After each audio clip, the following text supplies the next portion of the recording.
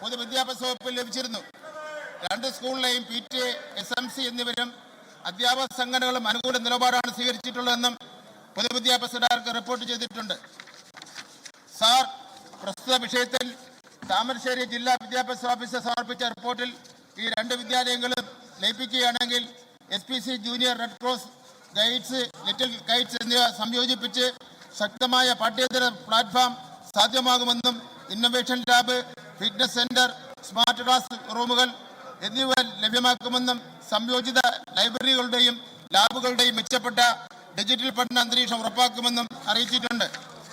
Sir, ലയന സാധ്യമാകുമ്പോഴുണ്ടാകുന്ന ജീവനക്കാരുടെ പുനരധിവിന്യാസവും അടിസ്ഥാന വികസന സൗകര്യ വികസനവും താരതമ്യം ചെയ്യുമ്പോൾ സാമ്പത്തിക ലാഭം ഉണ്ടാകുമെന്നും പൊതുവിദ്യാഭ്യാസ ഡയറക്ടർ റിപ്പോർട്ട് ചെയ്തിട്ടുണ്ട്. അത് കേൾക്കുന്നത് ബഹുമാനപ്പെട്ട അംഗങ്ങളെ ഒന്ന് കേൾക്കണമെന്ന് പറഞ്ഞ വളരെ പ്രധാനപ്പെട്ട കാര്യമാണ്. എന്നാൽ സ്കൂളുകളുടെ ലയനം മൂലം ഒരു സ്കൂൾ നഷ്ടമാകുന്നു വന്ന സ്ഥിതി പരിശോധിക്കേണ്ടതായിട്ടുണ്ട്. സംസ്ഥാനത്തെ ഒരു സ്കൂളും ലാഭനഷ്ടങ്ങളുടെ കാര്യം പറഞ്ഞ് അടച്ചുപൂട്ടരുതെന്നാണ് സർക്കാരിന്റെ നയം. സാർ, എന്നിരുന്നാലും ഒരു പ്രദേശത്തെ കുട്ടികൾക്ക് നിലവിൽ ലഭിക്കുന്നതിനേക്കാൾ മെച്ചപ്പെട്ട പഠന കായിക അന്തരീക്ഷം ഈ സ്കൂളുകളുടെ ലയന മുഖേന ലഭിക്കുന്നുവെന്നുള്ള റിപ്പോർട്ട് പരിഗണിച്ചും നാട്ടുകാരുടെയും രക്ഷകർത്താക്കളുടെയും നിയമസഭയിൽ മന്ത്രി വി ശിവൻകുട്ടി സംസാരിക്കുകയാണ്. അതിനിടെ നിയമസഭയിൽ നാടകീയ രംഗങ്ങൾക്കാണ് ഇന്ന് സാക്ഷ്യം വഹിച്ചത്. പ്രതിപക്ഷവും ഭരണപക്ഷവും നേർക്കുനേർ രംഗത്തിറങ്ങി. പ്രതിപക്ഷം നിയമസഭയിൽ മന്ത്രിമാരെ അസഭ്യം പറയുന്നെന്ന് വിദ്യാഭ്യാസ മന്ത്രി വി ശിവൻകുട്ടി ആരോപിച്ചു. പ്രതിഷേധം മന്ത്രിമാർക്ക് നേരെ വേണ്ടെന്നും തങ്ങളാരും ഓടുപൊളിച്ച് വന്നവരല്ലെന്നും വി ശിവൻകുട്ടി പറഞ്ഞു. കാണാം ആ വാക്കുകൾ. നിങ്ങളുടെ നാളുകൾ എണ്ണപ്പെട്ടു എന്നാണ് പറയുന്നത്. ആരെ ഉദ്ദേശിച്ചാണ് സാർ പറയുന്നത്? ആരെ ഉദ്ദേശിച്ചാണ് പറയുന്നത് സാർ? എന്ന് മാത്രമല്ല സാർ, സഭയിലൊരു മുദ്രാവാക്യം വിളിക്കുകയും പ്രതിഷേധിക്കുകയും എന്തുകൊണ്ട് ചെയ്തോട്ടെ? മന്ത്രിമാർ ഇങ്ങോട്ട് വരണ്ട, ഇങ്ങോട്ട് വരട്ടാൻ വേണ്ടി വരണ്ട, ഭരണപക്ഷത്തെ വരട്ടാൻ വേണ്ടി വരണ്ട. ഞങ്ങളെല്ലാം ഓടുവത്തിറങ്ങിയവരല്ല,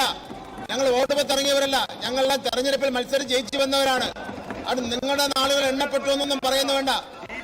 റോജി വിരട്ടണ്ട, അങ്ങോട്ട് നോക്കി പറഞ്ഞാൽ മതി, അങ്ങോട്ട് നോക്കി പറഞ്ഞാൽ മതി, അങ്ങോട്ട് നോക്ക്, അങ്ങോട്ട് നോക്കി പറ, അങ്ങോട്ട് നോക്കിയെന്ന്, അങ്ങോട്ട് നോക്കി പറ,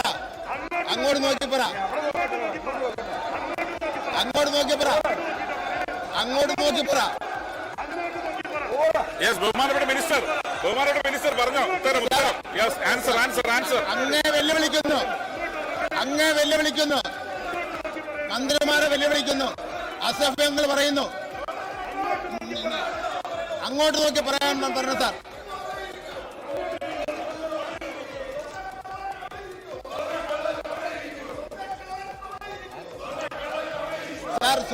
സാർ സ്വർണ്ണക്കള്ള ആര് സാർ? സ്വർണ്ണക്കള്ളൻ ആര് സാർ? സോണിയാഗാന്ധിയുടെ അടുത്ത് പോയത് ആരാണ് സാർ? സോണിയാഗാന്ധിയുടെ അടുത്ത് പോയത് ആരാണ്? സോണിയാഗാന്ധിയുടെ അടുത്ത് പോയത് സ്വർണ്ണക്കള്ളന്മാരാണല്ലോ. സോണിയാഗാന്ധിയുടെ അടുത്ത് പോയത് സ്വർണ്ണക്കള്ളന്മാരാണല്ലോ. ബ്രേസ്ലെറ്റ് വാങ്ങിയത് ആര് സാർ? സ്വർണ്ണ കേസ്, സ്വർണ്ണക്കള്ള സാർ.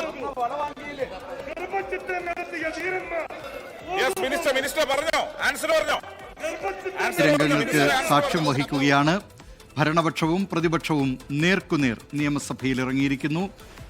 നേരത്തെ TP ചന്ദ്രശേഖരൻ വധക്കേസ് ഉൾപ്പെടെ നിരവധി കൊലക്കേസിലെ പ്രതികൾക്ക് പരോൾ നൽകുന്നതുമായി ബന്ധപ്പെട്ട് പ്രതിപക്ഷം അടിയന്തര പ്രമേയ നോട്ടീസ് നൽകിയിരുന്നു. എന്നാൽ ഈ അടിയന്തര പ്രമേയത്തിന് അവതരണാനുമതി സ്പീക്കർ നിഷേധിച്ചതിനെ തുടർന്നാണ് നാടകീയ രംഗങ്ങൾ ഉണ്ടായത്. പ്രതിപക്ഷം തുടർന്ന് സഭയുടെ നടുത്തളത്തിലേക്ക് പ്ലക്കാർഡുകളും ബാനറുമായി ഇറങ്ങുകയായിരുന്നു. ഇതേ തുടർന്നുള്ള വാക്പോരാണ് അല്പസമയം മുമ്പും നിയമസഭയിൽ പ്രേക്ഷകർ കണ്ടത്.